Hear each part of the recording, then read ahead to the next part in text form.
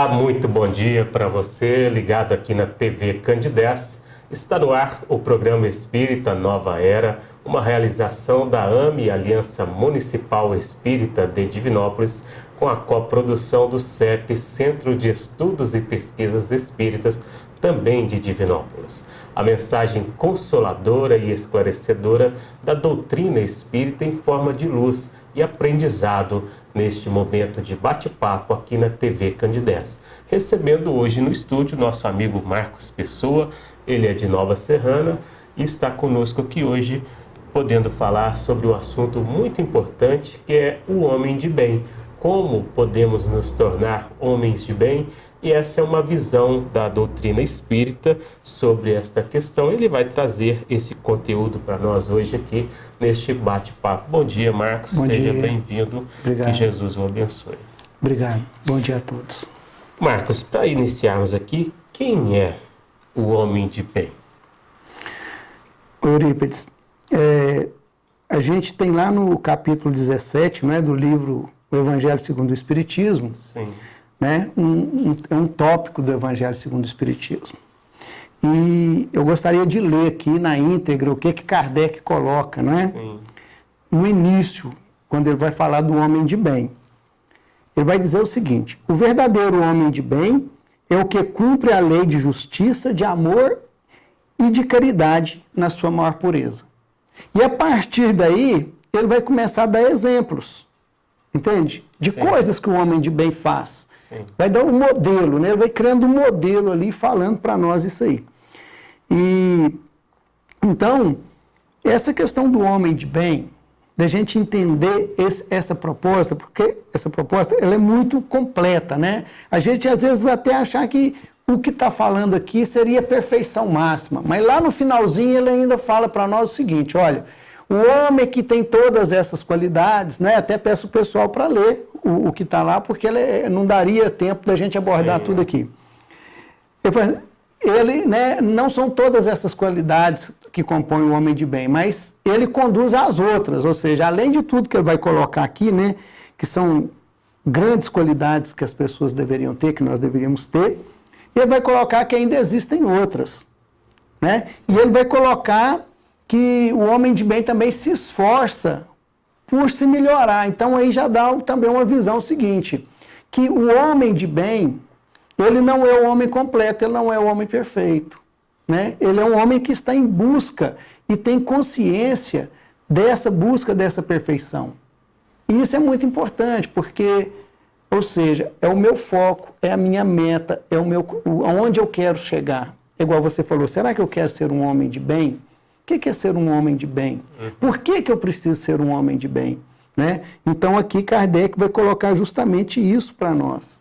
Entende? Essa necessidade, né? Esses valores que podem nos conduzir a uma posição do bem, né? Hoje é muito, né, popular isso, né? Ser uma pessoa do bem, né? O cara é do bem, a pessoa é do bem, né?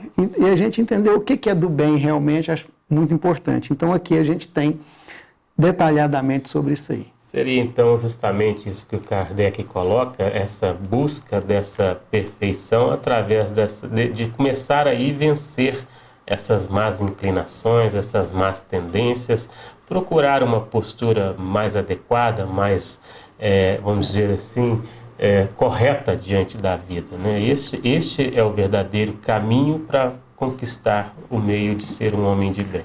Sem dúvida, né? Não é uma completude não, mas é a busca dessa completude constante, né?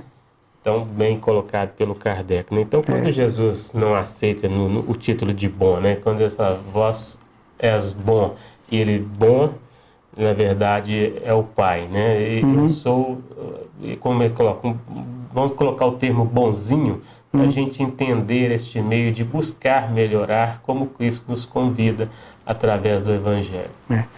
Essa passagem é interessante, né? Porque ela está gravada nos 3 Evangelhos, entendeu? De João, de Marcos e de Mateus. E são muito parecidas, porque às vezes dá uma divergência de um Evangelho para outro.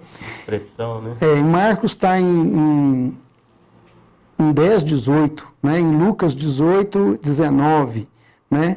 E Mateus está no capítulo 18 também, logo no começo.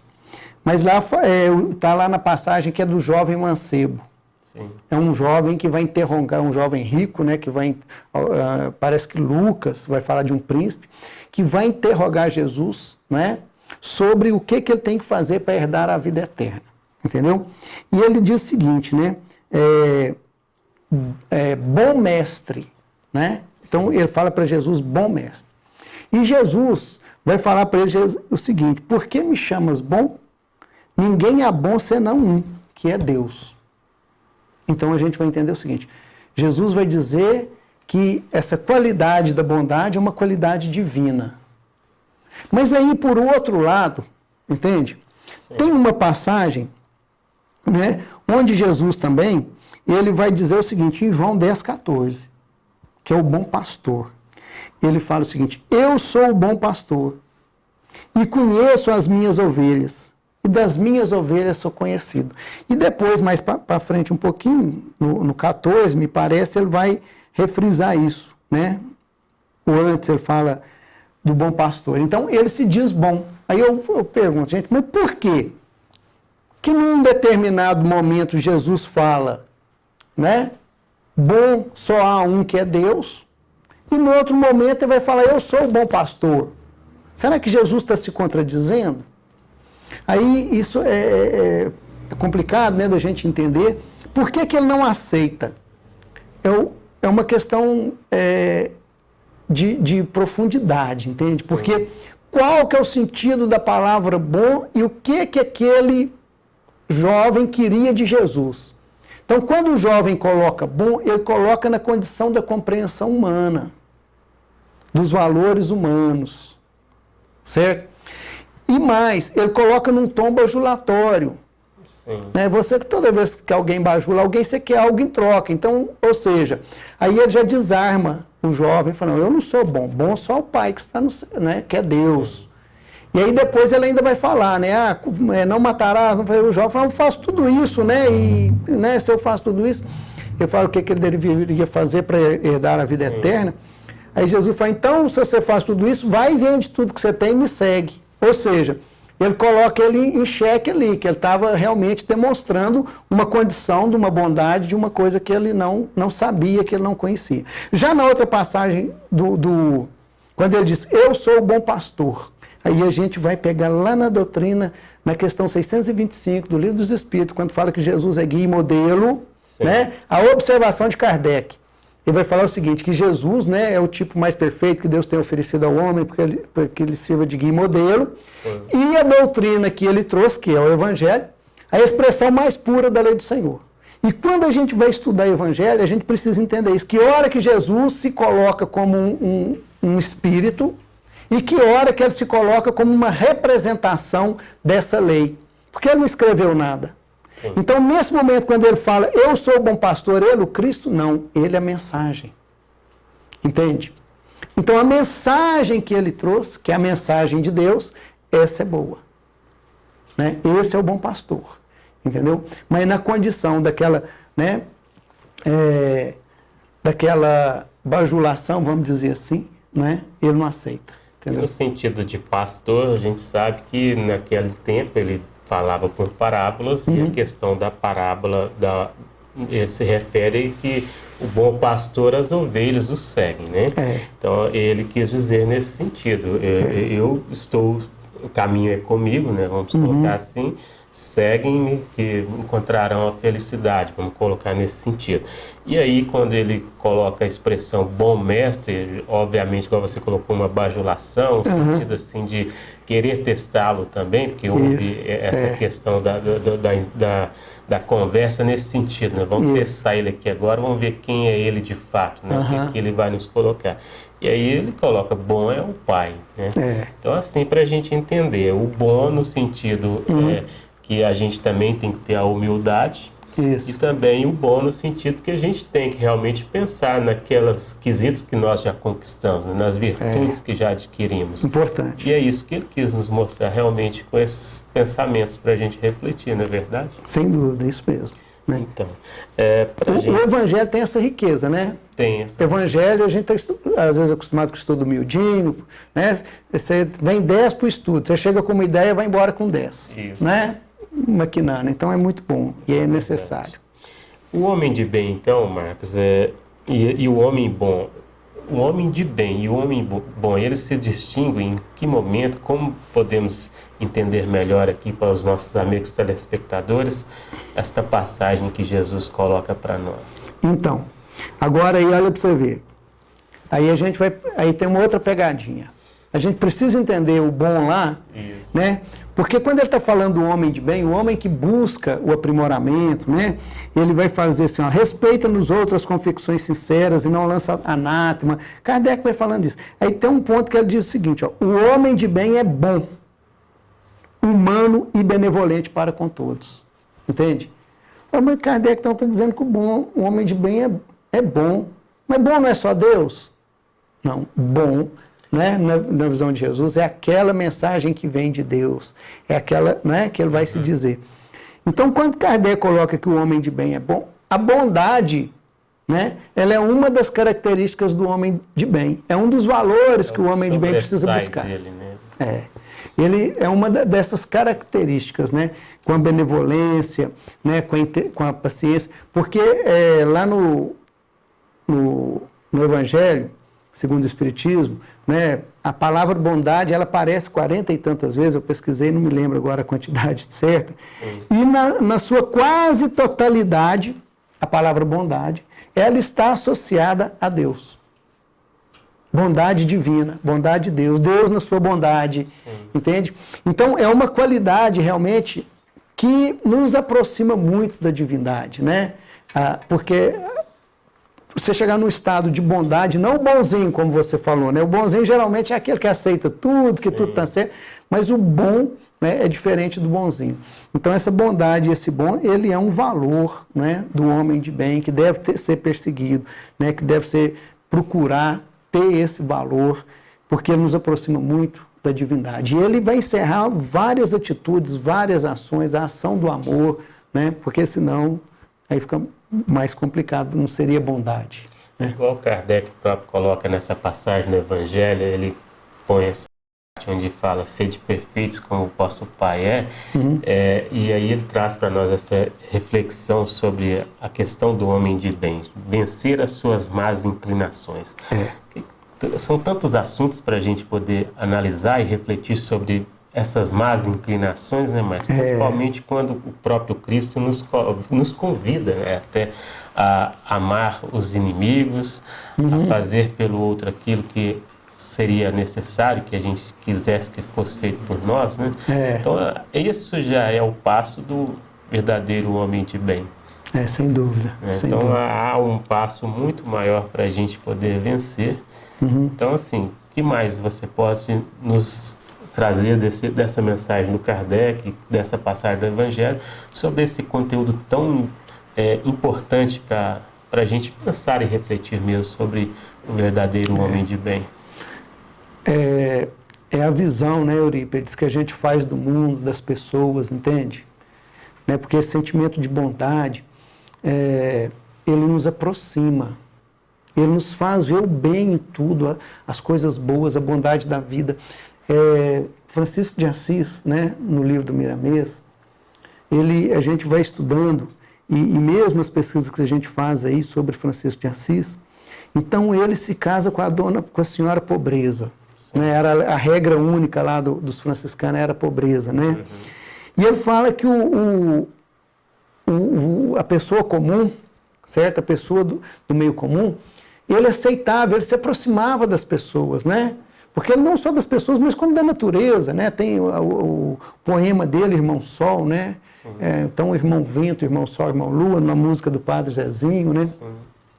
E então, o Francisco de Assis, ele tinha essa visão, né? Que é a reencarnação de João Batista, que era o predileto de Jesus, que era do sentimento mais nobre, né? O espírito dos mais preparados. E talvez o espírito mais preparado que teve aqui depois de Jesus, né? Então, esse sentimento de bondade, ele vai nos aproximar uns dos outros, entende? Essa visão.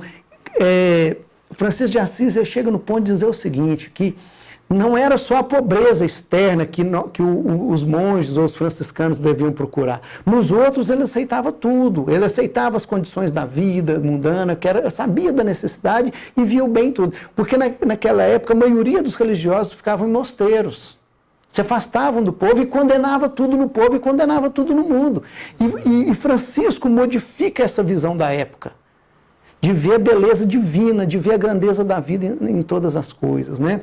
Então é o sentimento de bondade. E ele fala o seguinte, não é só a pobreza externa, mas a pobreza interna, que eu acho que é uma coisa que nós não conseguimos compreender, principalmente nós espíritas, que ele fala que você deveria ser pobre intelectualmente, moralmente e espiritualmente, porque isso te afasta dos demais, as divisões da inteligência, da moral. Você entende? Sim.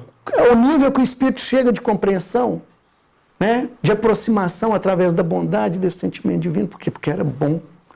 Então, quando chega nesse estado, o que importa é a bondade, é o amor, é o carinho, com tudo e com todos, né? As coisas perdem valor até a evolução espiritual, porque aquela ele já obteve, ele já está naquele nível, né?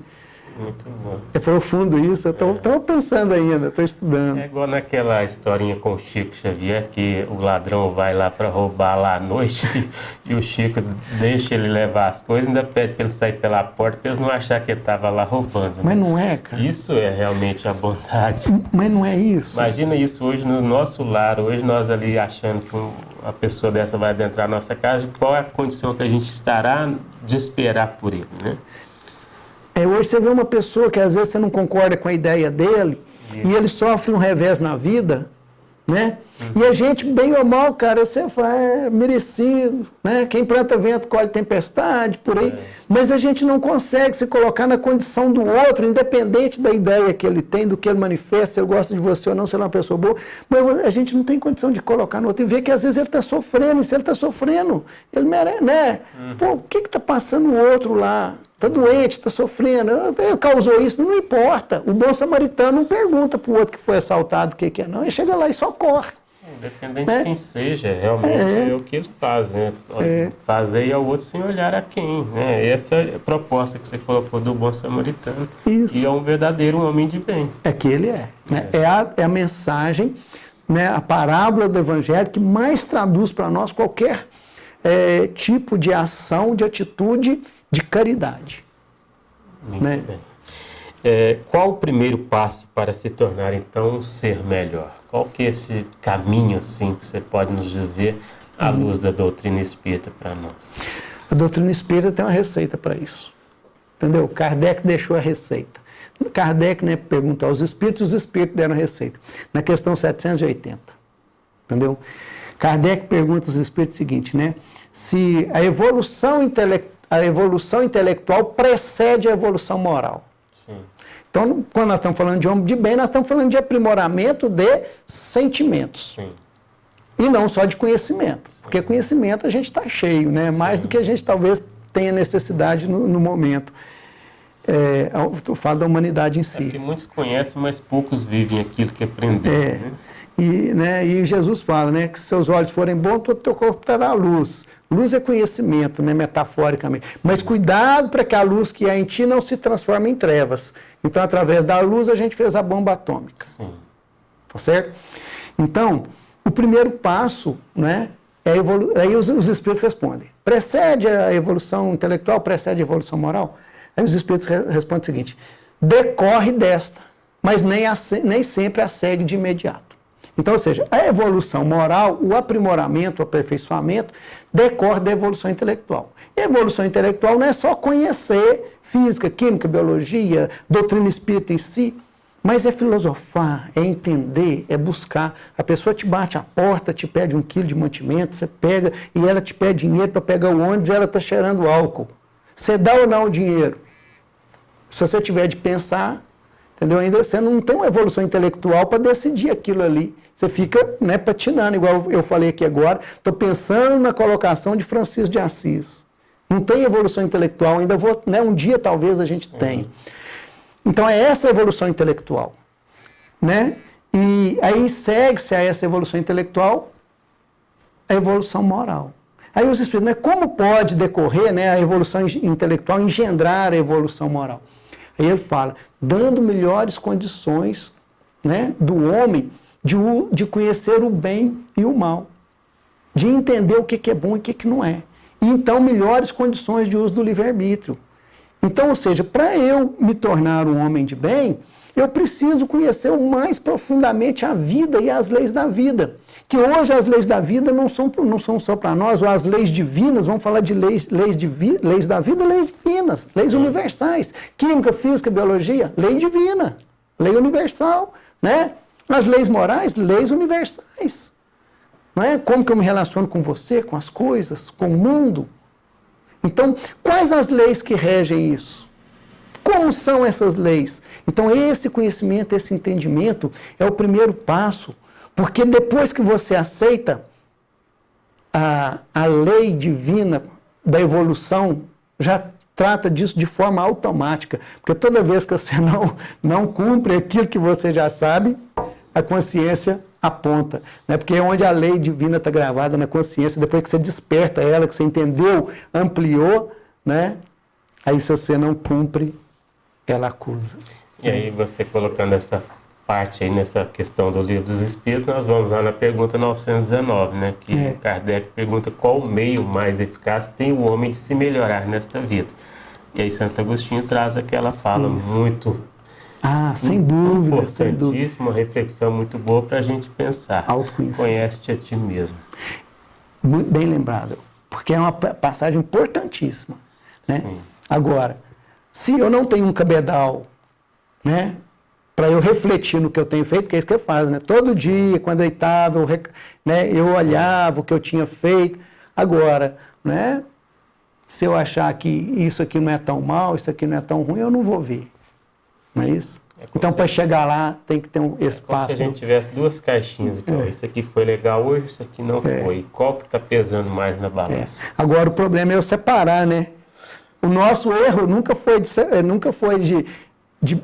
de pesar, mas o nosso erro até hoje é o seguinte, a falta de conhecimento para separar o que eu ponho na caixinha do bem e o que eu ponho na caixinha do mal. Né? Que às vezes aquele ali, né? Porque o que a gente punha na caixinha do bem antigamente, hoje a gente não coloca, não. Né? Hoje, aqueles valores de antigamente, hoje está em tudo para outra caixinha, né? Entendeu? E a gente tinha certeza que estava certo, cara. A gente queimou muita gente na fogueira. São tempos novos, reflexões novas, né? Na verdade, a gente com o tempo vai aperfeiçoando, entendendo o que é o necessário, né? A quem muito é dado, muito foi cobrado, né? Então, nós sabemos já o passo adiante. Né? Marcos, lá no Evangelho segundo o Espiritismo, nas características do homem de bem, fala que o homem de bem estuda suas imperfeições. Ele estuda. É isso que nós estamos falando aqui, de separar realmente, de avaliar o que é certo e o que é errado. O que isso representa, o que podemos refletir sobre isso? Olha, eu lembro do Sr. Roberto Gontijo. O Sr. Roberto Gontijo falava uma coisa muito interessante. Ele falava o seguinte, se o velhaco soubesse, por velhacaria seria bom. Entende? Né? Ou seja, refletir, entender e buscar cumprir as leis divinas, entendeu? É uma coisa que quando você compreende essas leis, certo? A gente procura realmente vivenciá-las e vivê-las. Por quê? Porque o objetivo delas é a nossa felicidade. Sim. Entende? Então, procurar conhecer, e ele fala estudar. Aí, o que é estudar? É isso tudo que a gente está falando. O que é bom, o que é ruim?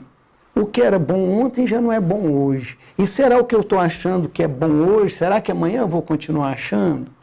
Entende?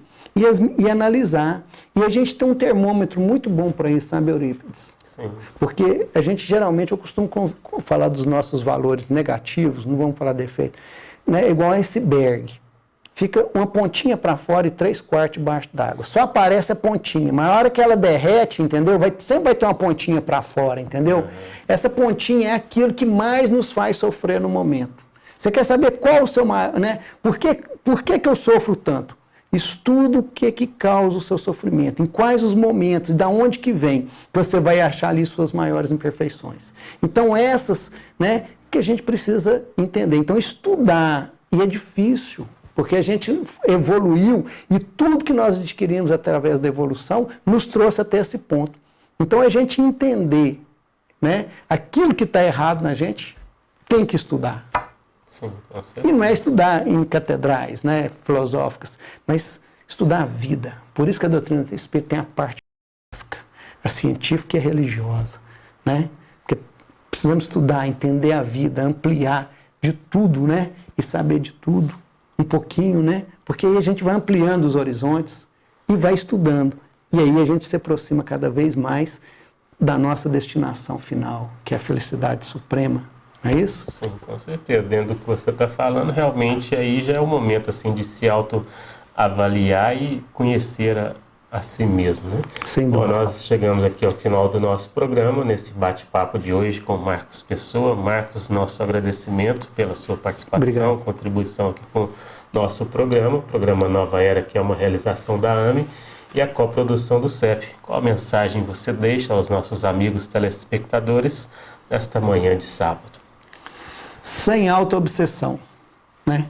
Com muita compreensão e entendimento dos valores que nós possuímos hoje. Porque quando eu descubro uma coisa que não é tão boa em mim, já é um passo muito positivo, porque antes eu nem sabia.